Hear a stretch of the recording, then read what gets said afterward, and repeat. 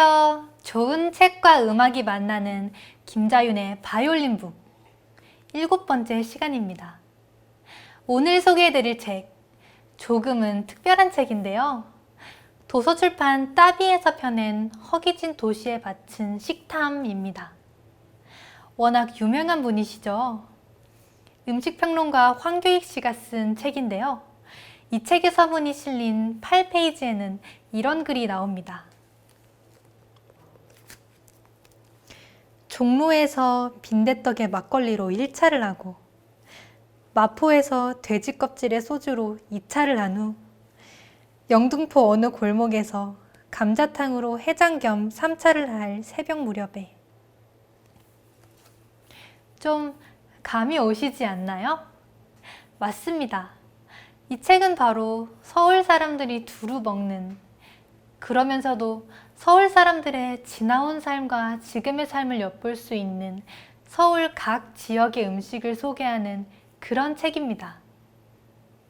서울 설렁탕, 종로 빈대떡, 신림동 순대, 마포 돼지갈비, 을지로 골뱅이, 왕십리 곱창 등 정말 서울하면 떠오르는 음식들이 저마다의 사연을 가지고 이 책에 담겨져 있는데요.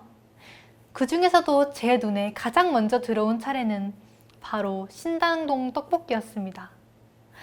재밌게도 곱비리를 해방시키다 라는 부제가 함께 붙어 있는데요. 왜 그런 글이 붙어 있었을까요?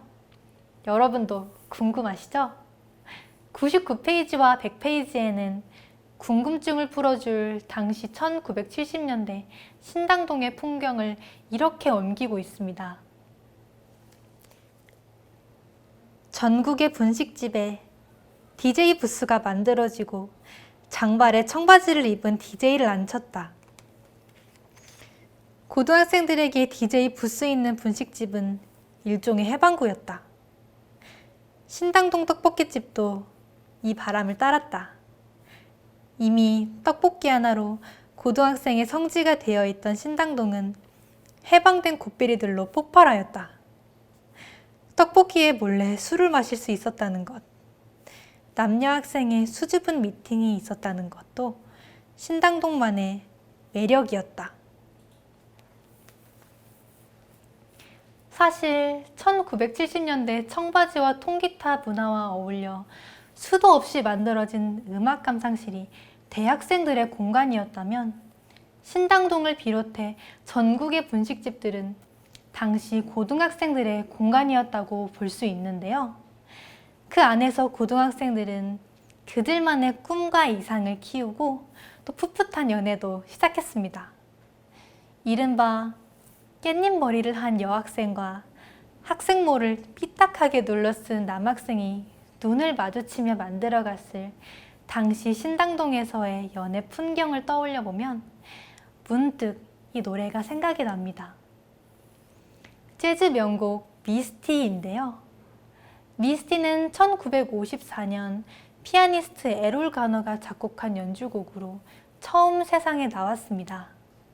이후에 조니 매티스가 이 곡에 사랑에 빠진 여자의 마음을 담은 아주 로맨틱한 가사를 붙여 부른 다음부터 수많은 아티스트가 이 곡을 리메이크해서 불렀는데요. 그 곡에 이런 가사가 나옵니다. And I feel like I'm clinging to a cloud. 구름 위에 떠 있는 기분이에요. 누군가를 보고 설레이고 좋아하는 그런 기분이 바로 구름 위에 떠 있는 기분이 아닐까요? 바이올린으로 연주해드릴 미스티를 들어보시면서 그 느낌 같이 떠올려 보시죠.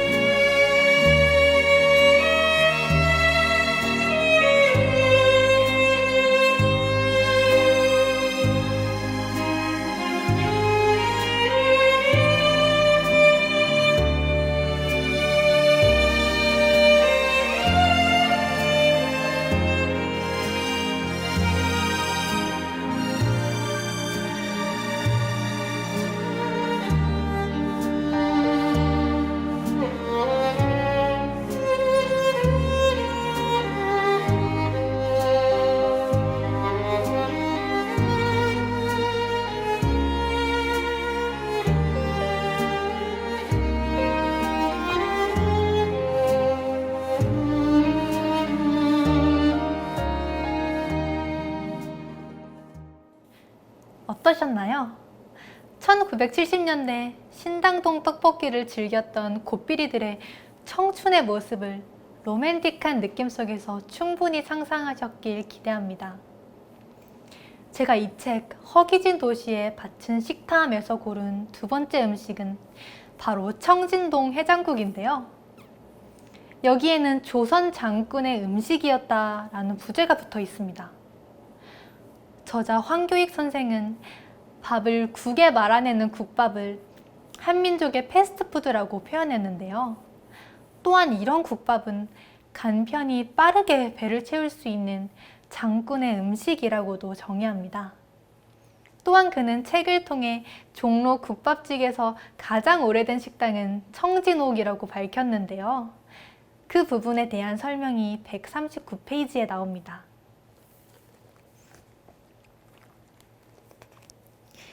종로 국밥집 중에 가장 오래된 식당은 청진옥이다. 1937년에 개업을 하였다. 일제강점기를 거치면서 종로가 시장으로서의 기능을 점점 잃게 되는데 그때만 하더라도 청진동에는 새벽장이 섰다. 서울의 땔감은 주로 서대문 밖에서 가져왔는데 지게에 나무와 숯 따위를 지고 밤새 무학재를 넘어와 새벽에 청진동 골목에 부리고는 국밥 한 그릇씩을 먹었다고 한다. 밤새 힘든 나무짐을 들고 와 장터에 국밥 한 그릇에 배를 채우며 위안을 받았을 그들의 모습이 떠오르는데요. 그런데 그들은 왜 그렇게 열심히들 일을 했던 걸까요? 물론 먹고 살기 위해서 그랬을 겁니다. 하지만 더 중요한 건 자기 한 입이 아니라 꼭 지키고 싶었던 사람들과 함께 먹고 살기 위해서였겠죠. 그 사람은 아내일 수도, 늙은 부모님일 수도, 자식일 수도 있겠죠. 또 누군가는 사랑하고 싶은 사람과 함께 살기 위해 그 힘든 일을 마다않고 했을 겁니다.